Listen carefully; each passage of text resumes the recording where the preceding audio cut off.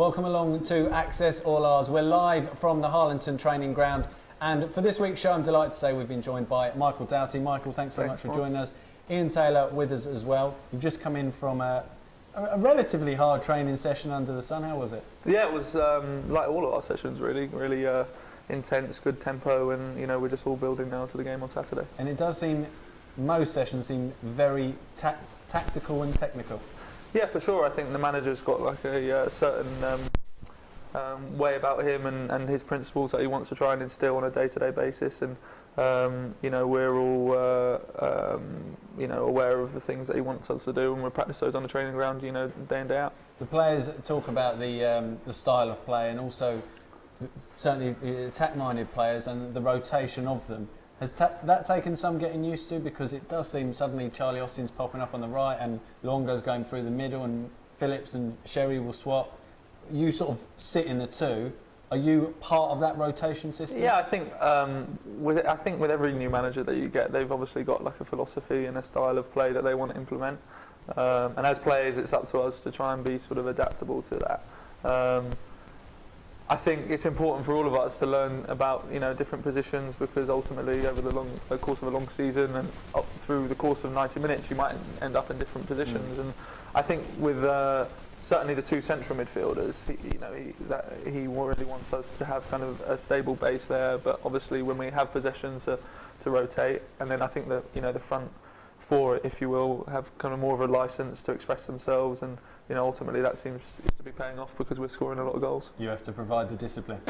To a certain degree, yeah, defensively for sure. But when we do have the ball, he wants us to put the ball at risk and play forward and rotate within a three. Yeah, but certainly defensively, there's more of a shape to us which we have to provide. Do you see your best position being in that too, or would you rather play in that it's almost a 10, isn't it? Just off. If I'm honest, I've played in all positions across the midfield in my short career, thus far out wide, but sort of certainly deeper in a central role. I think is something that suits my game a little bit more. But as a young player, I've got to be able to fit in wherever I can get in the side, and certainly at this club with the wealth of talent that we've got.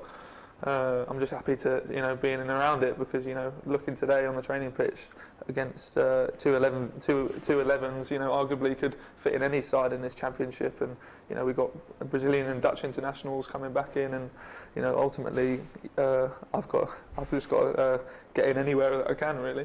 We spoke to Andy Sinton, and he was in that chair last week, and he said it's been an impressive, promising start. I guess you'd agree with that.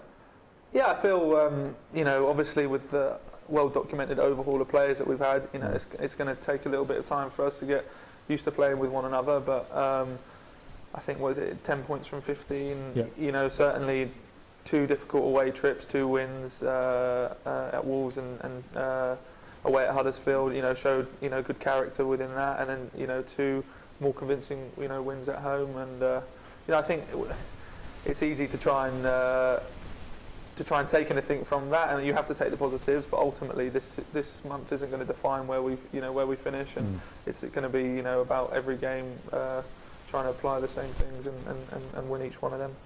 Okay, just a reminder, you can tweet your questions through to us for Michael. Tweet us using #AccessAllOurs, and we'll put the best ones through to Michael. In terms of your involvement, has it surprised you how involved you've been? The only game you missed out on was a 2-0 defeat at Charlton. I mean, let's not read into that, but that's the only game you missed. You said that, not me. I don't think it has surprised me, to be honest. I think... Because didn't you say in pre-season, when we interviewed you, said, was it 30 plus or 35 plus you wanted to be involved in? Yeah, targeted 30 games, I think. Yeah. Obviously, the faith that the manager showed in me to some degree, has...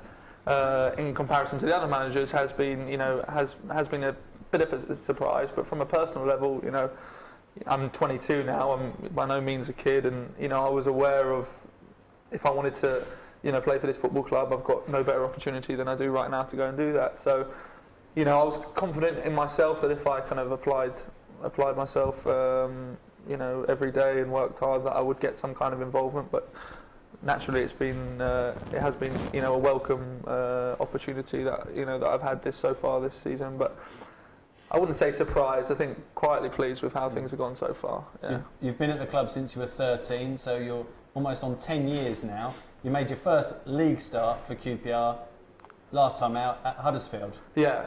How did that feel?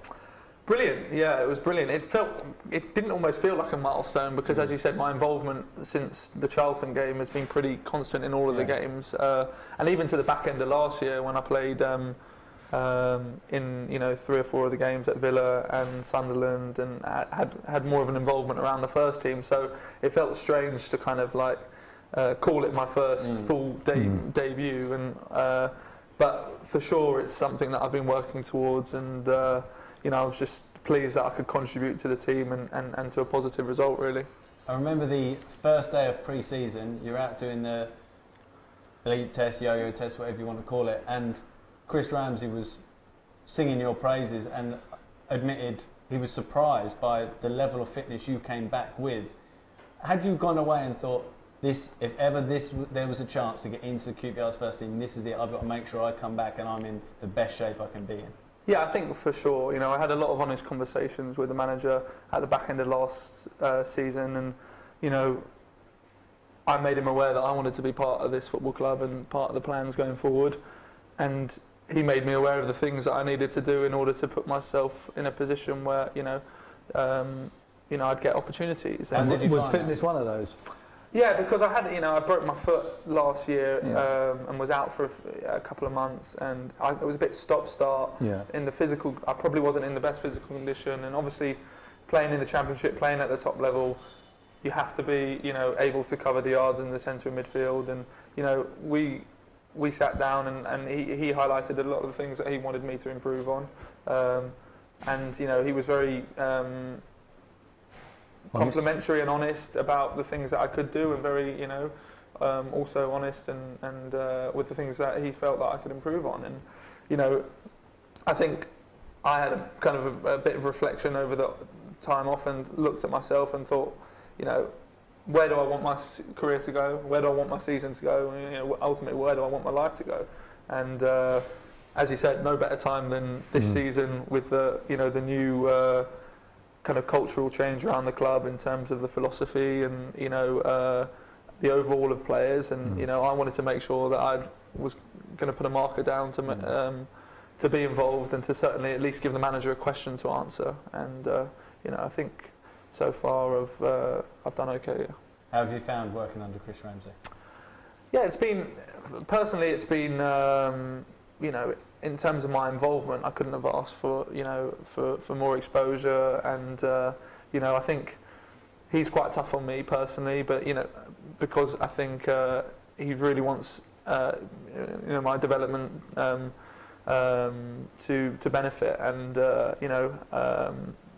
I'm just grateful that I'm kind of here in this position currently, and got the opportunity to play in these games this season. He's you see him in the dugout, and he's almost prowling, isn't he? And he barks instructions and he gives out rollickings. Does that get the best out of you? Yeah, I think we're all under the same. We should say he can be quite measured as well. It's not just a rollicking after a rollicking after a rollicking. No, but I think we're all at the football club now, pulling in the same direction. Yeah. Everyone wants to win. Everyone wants to do well, and ultimately, we're an ambitious squad of players. All the staff are an ambitious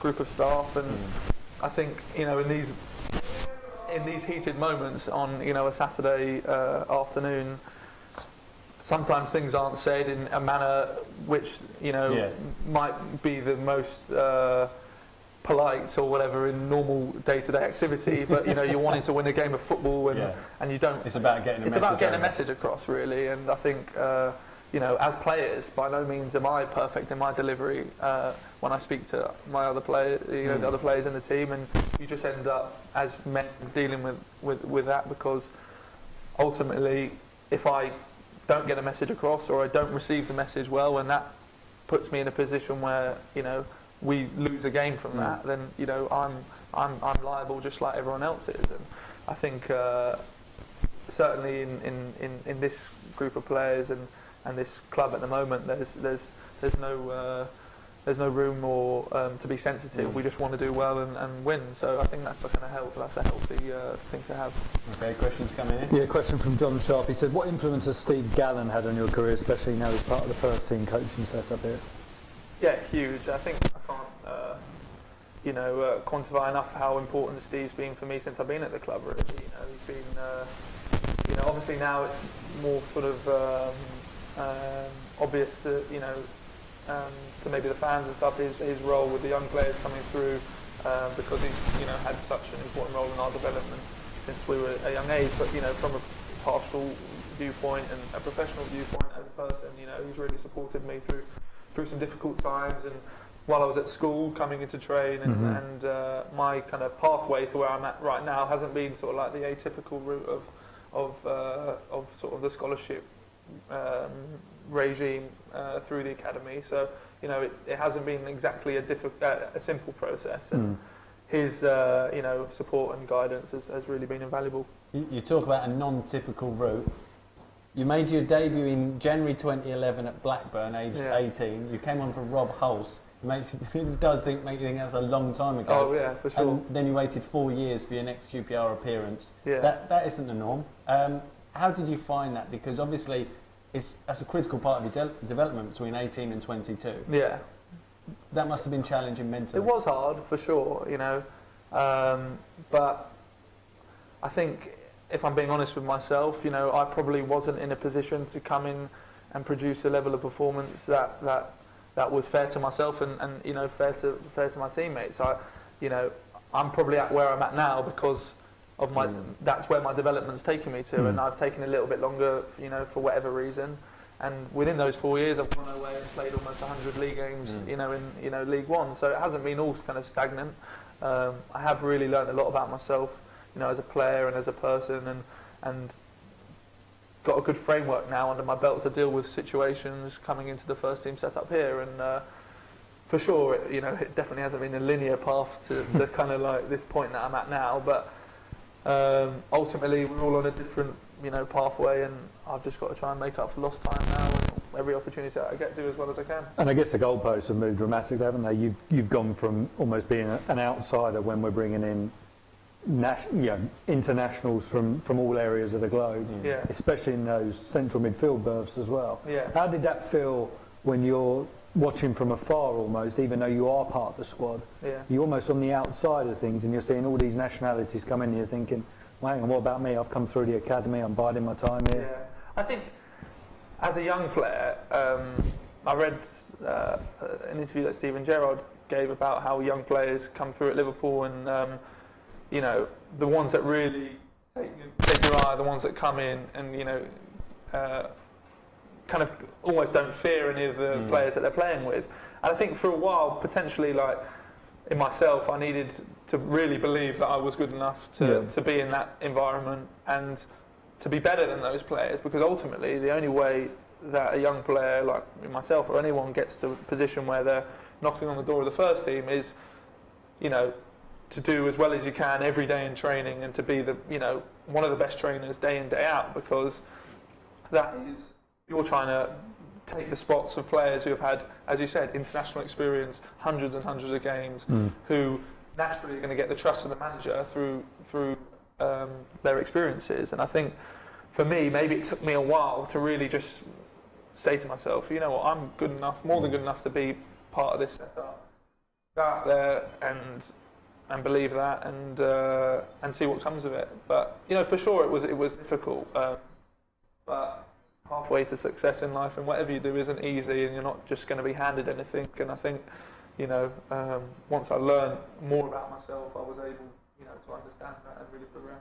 And I guess on the flip side, even though you're not involved on match days, the likes of Joey Barton, Sandro, Leroy Fair, who are all playing similar positions to you, you're picking up bits all the time from them. Yeah, for sure, that's part of your development. And now I'm looking at training today, and I'm fighting for a spot with the likes of those guys. And you talk about international talent in previous years at QPR, and you talk about a wealth of competition for places. But you look at this championship squad that we've got this year. Still here now, isn't it? Carl Henry, Ali Fowlin, Daniel Tozer, Sandro. In just the deeper line roles, and then you've got Mass.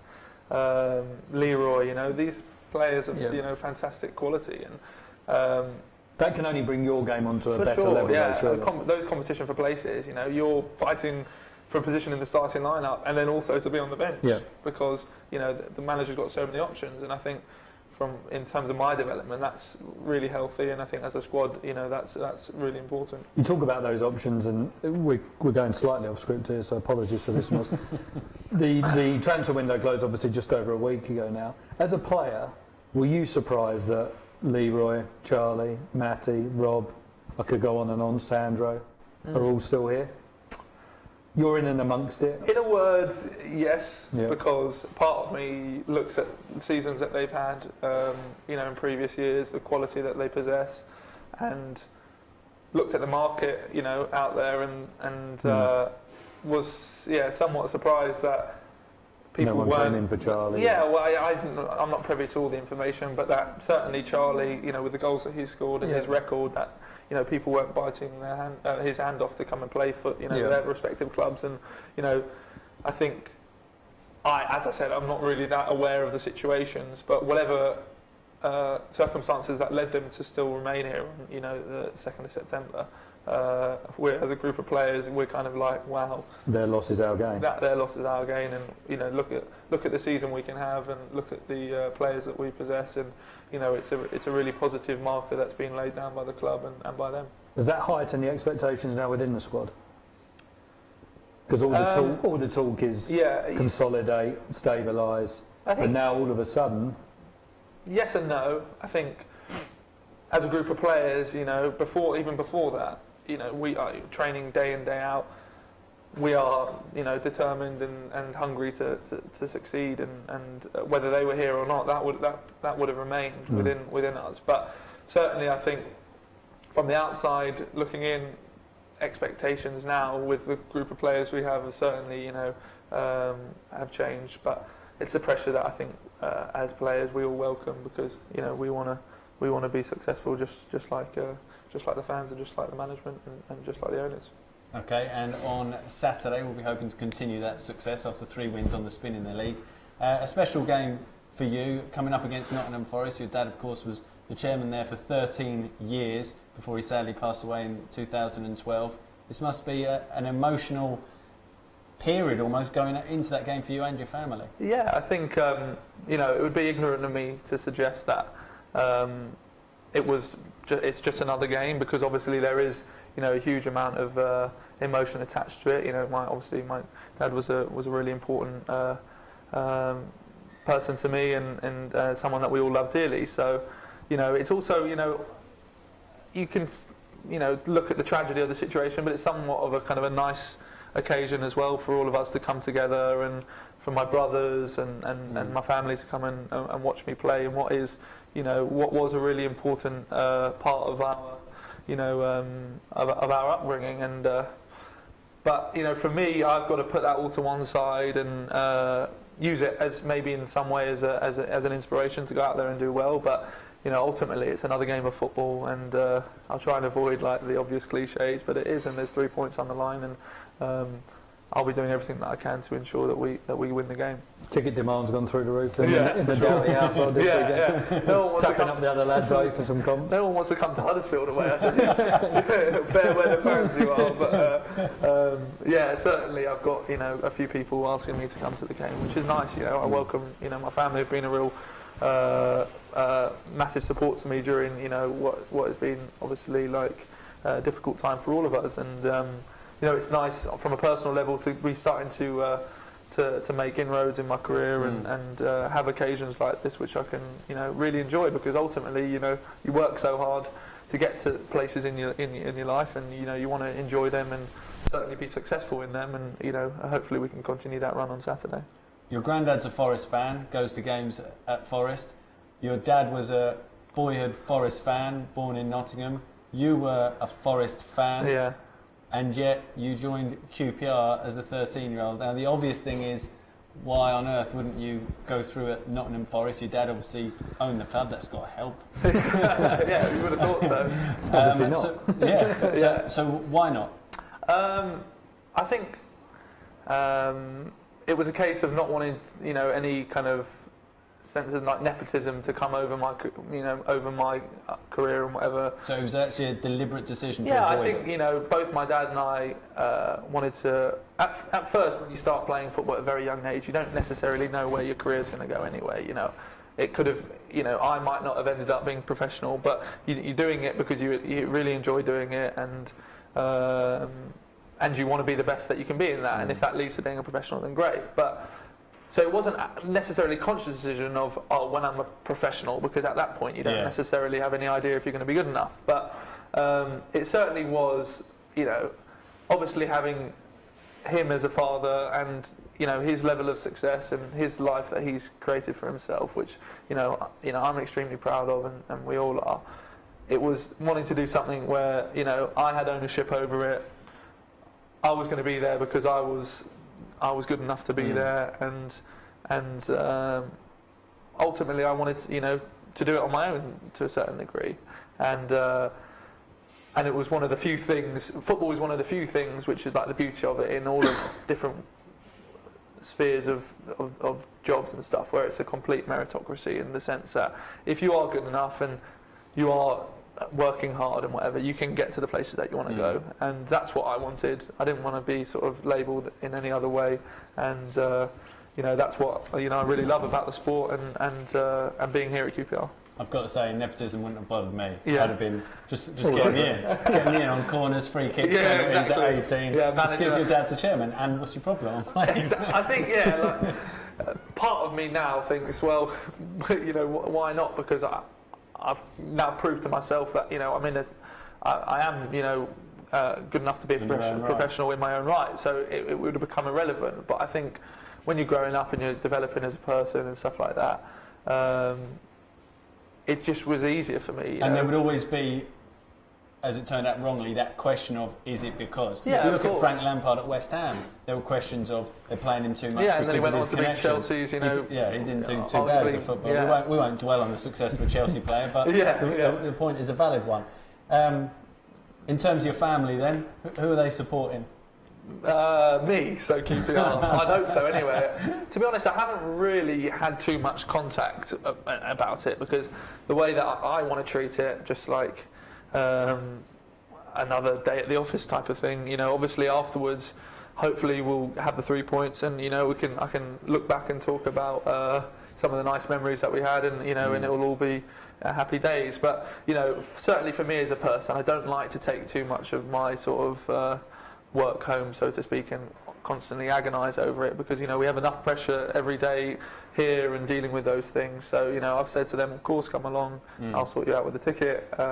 But for me, I've got a job to do, and it's important that I do that well for myself and my teammates. Okay, just an update regarding injuries. We spoke with Nigel Cox earlier, we'll just give you a brief update. Seb Poulter, who Nigel told us last week had suffered a hamstring injury. It's a grade 2 hamstring injury, which is normally 3 to 4 weeks. It happened last week, so should be 2 to 3 weeks away. He's ahead of schedule, so hopefully in a fortnight Seb will be back to full training. Armand Traore, he played for an hour on Tuesday at Reading, so great news. Armand is back to full training now.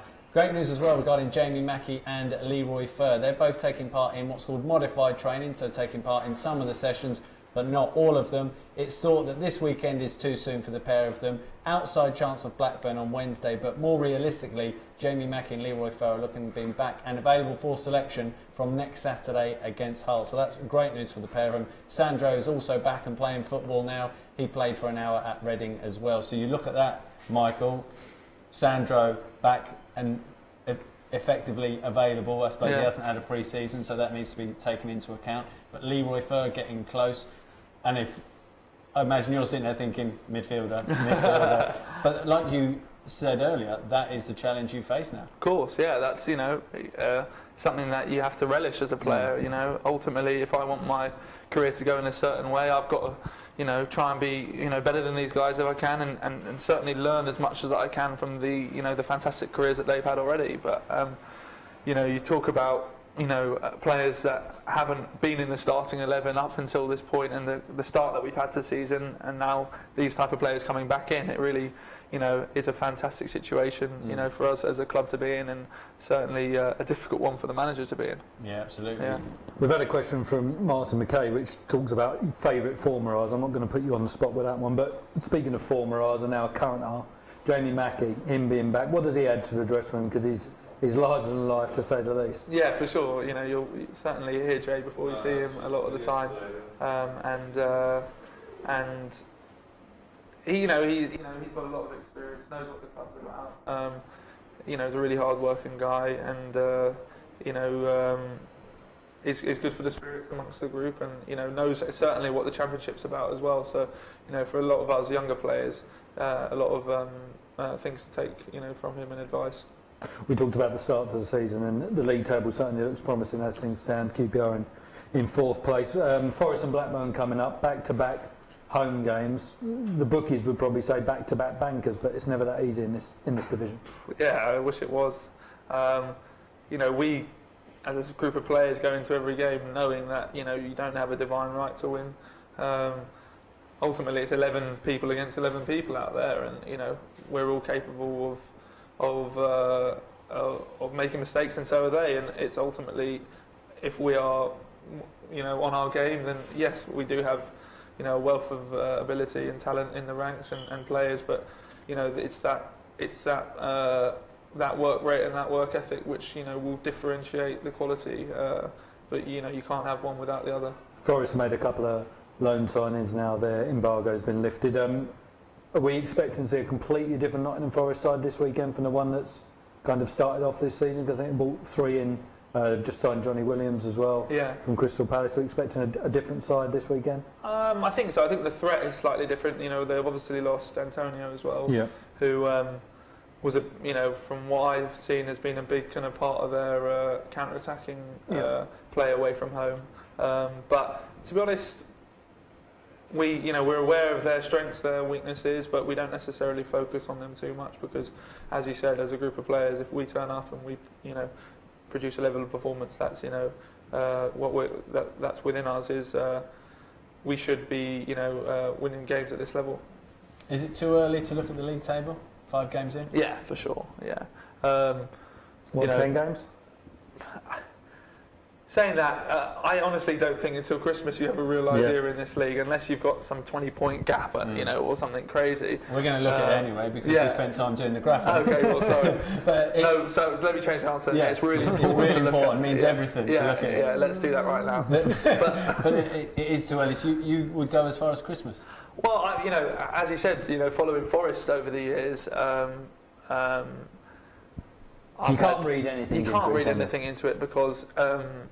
What was that Premier League year when Blackpool were 3rd or 4th after half a dozen, maybe a dozen games, and they got relegated? Yeah, and things change. I think you can look into the results, and the results against Huddersfield and performances when not necessarily you've had your finest performance, but you can pick up results and pick up points. Those are more indicators of the group of players you got and the type of determination that you're going to show throughout the season. That you're not going to roll over, and even if it's not your greatest day in terms of performance, you pick up points, and I would say those are bigger indicators than necessarily where you sit 5 games in. Did you get a lot of satisfaction from the Huddersfield win? Yeah, for sure.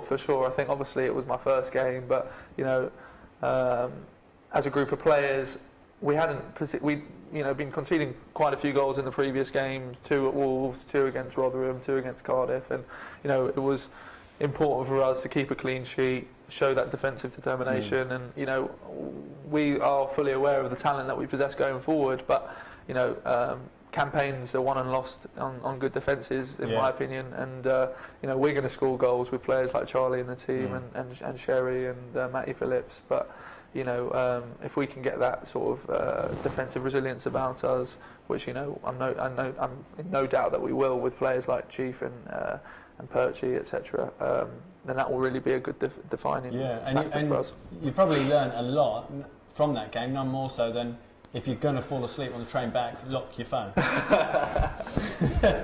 Yeah, exactly. When When you've got players like Matty Phillips with the mental age of a 5-year-old around who sit next to you on the train, then if he wants to sift through that, if he wants to sift through my phone, then let him.